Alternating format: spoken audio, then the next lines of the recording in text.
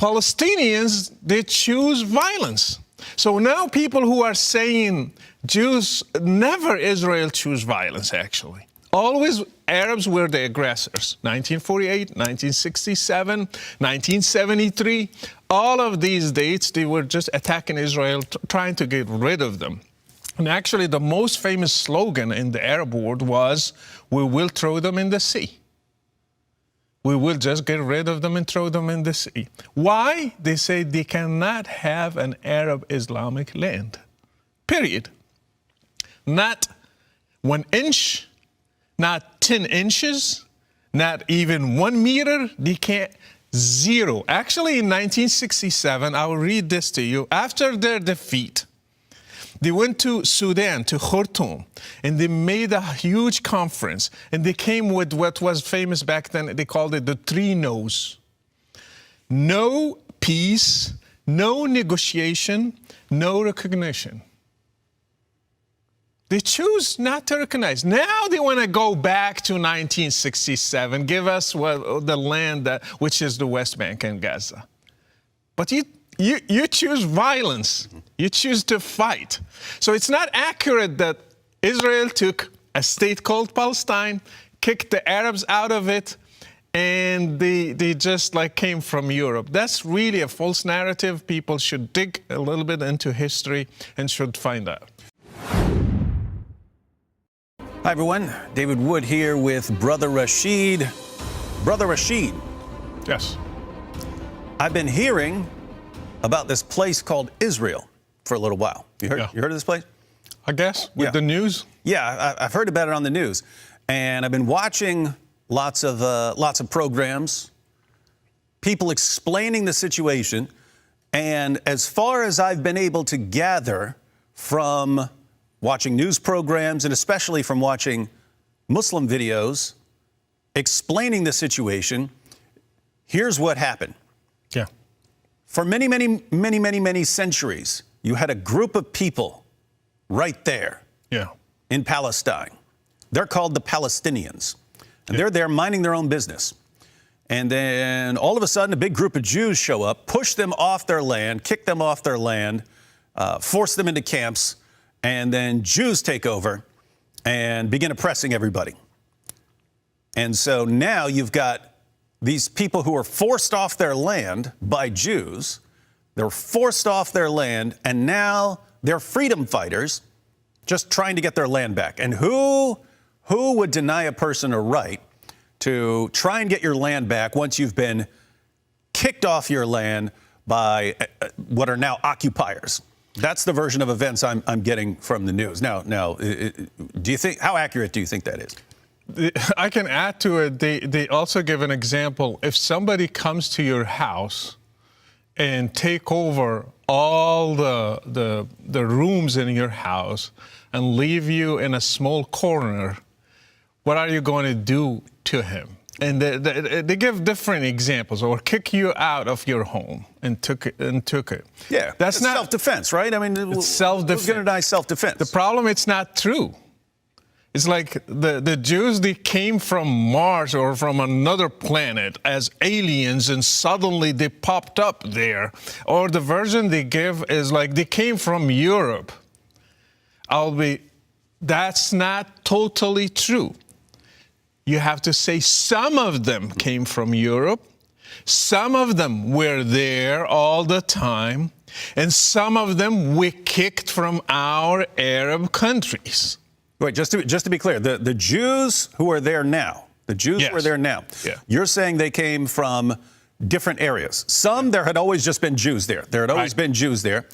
Some Jews moved there from Europe, and some Jews moved there when they were kicked out of Muslim countries. That's right. And so it's kind of a mixture of various groups there. By the end of the 19th century, there were more than 25,000 Jews in that piece of land. So long before Israel, long before the foundation of Israel. We kicked out of Arab countries through years and decades around 850,000 people, Jews, from Morocco, Algeria, Egypt. Some of them, they were kicked out before the foundation of Israel. Some of them during the foundation of Israel in 1948, some of them after. So people do not pay attention to details. When they say, let's send them back to Europe, well, how about the ones we kicked out from Morocco? Who's going to bring them back? Are you going to give them their lands, their homes, their jobs, their money? Or you could even go back to the origins of Islam, when Muhammad expels or exterminates 3 Jewish tribes of Medina. Following the reasoning here, that land should be given back to the Jews. Yeah. Muhammad conquered the oasis of Khaybar, subjugated the people there. Eventually, Umar kicked them out because Muhammad said that he wanted no Jews or Christians in the entire Arabian Peninsula, even though they'd been there for centuries. Yes. Expelled them, said, hey, you were here before us, but get out now. And that's perfectly fine according to Muslims. But if we're going to talk about, hey, giving back land and so on, then, I mean, Jews should be given land in Muslim countries across the world. First of all, they existed for thousands of years there. Second, it's not true that that place was a country and another country took over. It's, for example, in Morocco, it was a country called Morocco. France came into Morocco, occupied the land, but still there is France. Mm-hmm.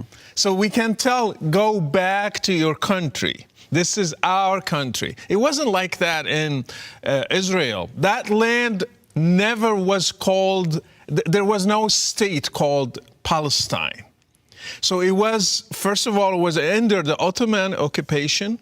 So this is an area of the Ottoman Empire. Yes. So there's the Ottoman Empire, and there's a part of it down here. Yes. Okay. And when the Ottomans were defeated with the British, it was under the British mandate. So the Ottoman Empire fights a war. Yes. They lose the war, and now your land is controlled by the British because you lost.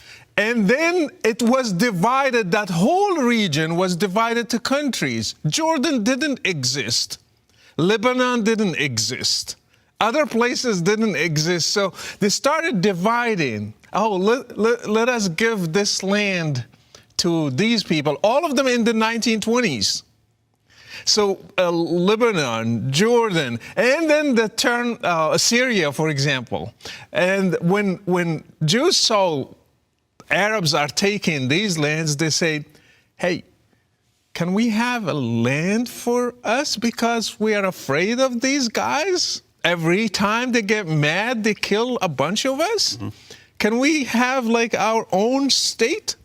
And the British said, yes, I think we need to think about it. That's the Bill for Promise in 1917. They said, we will think about it. We will discuss it. Then it came the UN proposed a 2-state there, one for the Arab Palestinians, one for Jews, Palestinians too, because that's their land. The people think Palestine is a country. No, it's just a land called Palestine, the land of Israel. And that's what Jesus called it, by the way, the land of Israel. Mm-hmm. So, yeah, I think it was in the 2nd century the Romans named it Palestine after the Philistines in kind of a derogatory sense. Exactly. So when the UN proposed to Arab countries, hey, can Jews have a country for their own? They rejected it. It was 2 states, more land for them than today, actually. And they said, no.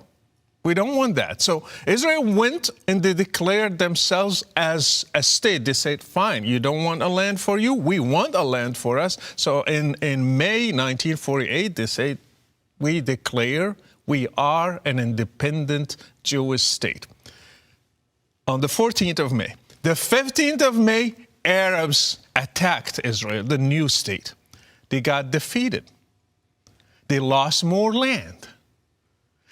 They waited years. In 1967, they said, let's do it again.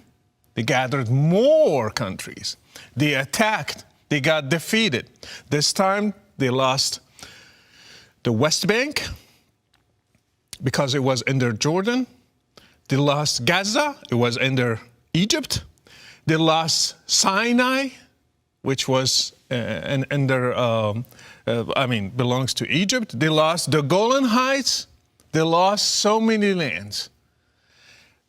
Egypt, after that, negotiated with Israel. They say, can we have just Sinai? And I don't really care. They say, peace. You sign peace. Something called peace. No wars. So they signed. They got Sinai back. Syria still waiting. They didn't get the Golan Heights.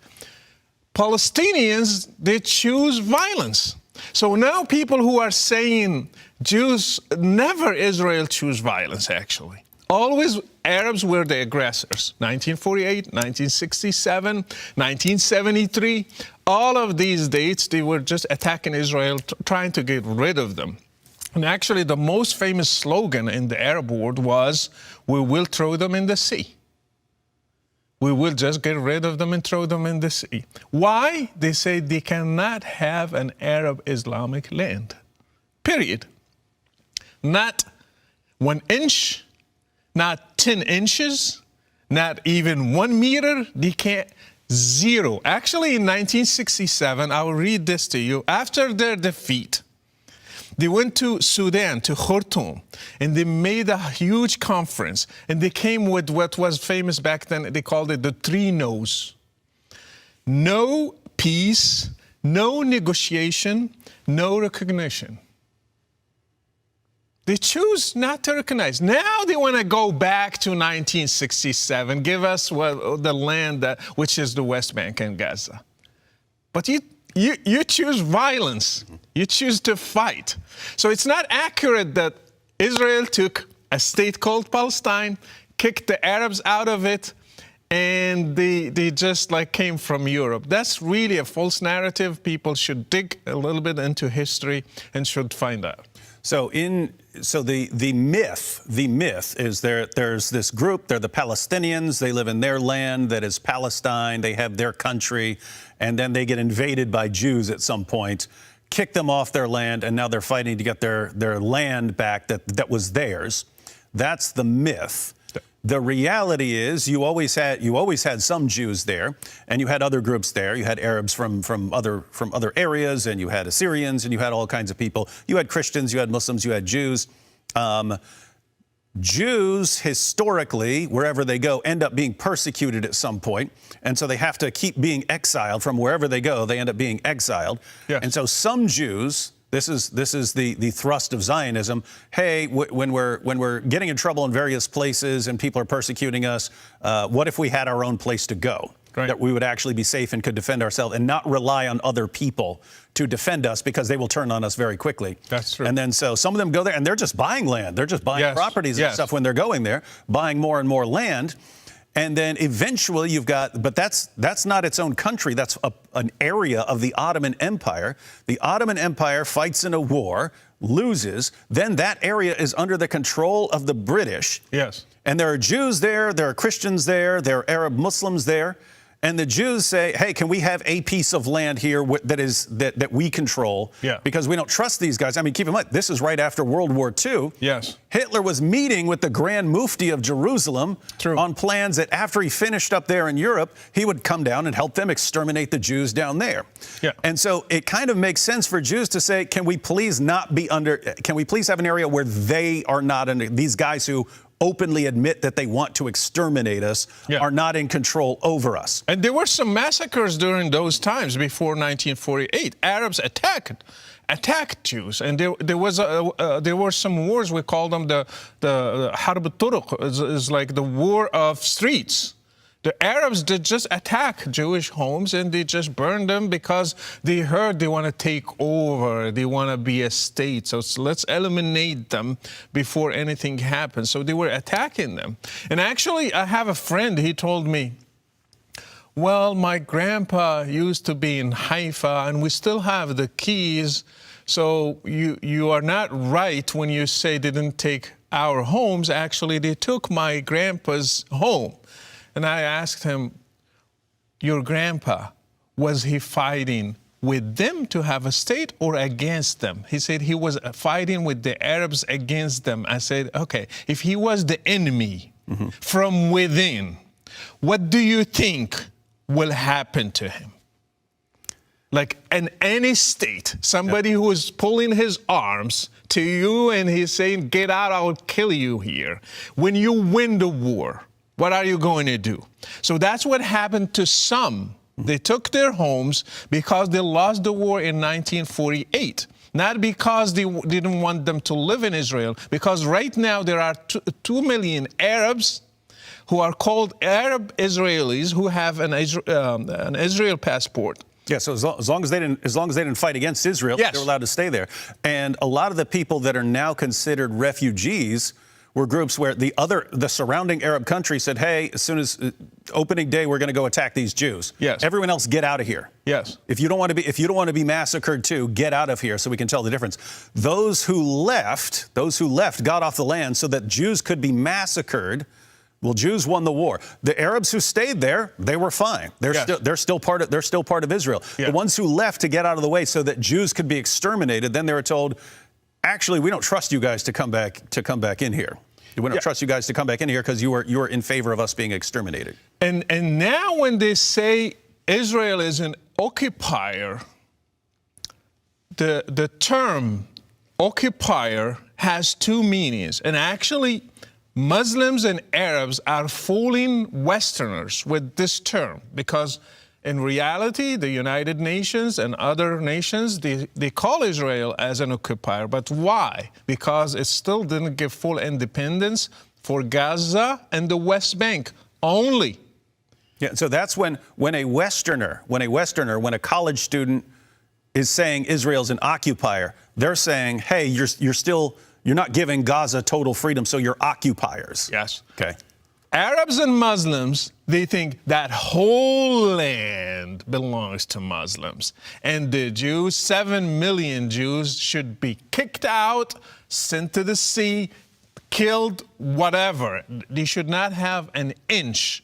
So the occupier should give us the whole land back to Arabs and Muslims. So when they go in protest with them and they say, free Palestine, they are fooling them. Free Palestine in what sense? Give them the West Bank and Gaza, or give them the whole land and leave somewhere else? And from the river to the sea, Palestine will be free. Yes, that's exactly. Give us the whole land. Yeah, and so this is in logic. This is called the fallacy of equivocation. You're using the word in different ways in order to mislead people. Yeah. But so just to recap, when a college student on a campus is chanting "Free, free Palestine," they're saying, free Gaza, free the West Bank from interference. Yes. You're pointing out, and that's what they mean by occupiers. Israel's occupying them. You're pointing out that Israel tomorrow could say, okay, Gaza, West Bank, totally independent. They're their own nation. We won't touch them. We won't bother them. Muslims would still call them occupiers. Of course, for their Hamas land. would not accept that. Yeah, and so you've got these college, and they're chanting too. Yes, from the river to the sea, Palestine will be free. They don't know what they're talking about. They're actually calling for the extermination of Israel. Exactly. And they don't know it. They think they're calling for the protection of Gaza. They're calling for genocide, actually. They don't know it. And this is the problem. United Nations and 163 country recognize Israel as an independent state. They have the right to have that land, including Morocco, Bahrain, Egypt, Jordan, United Arab Emirates, including these countries.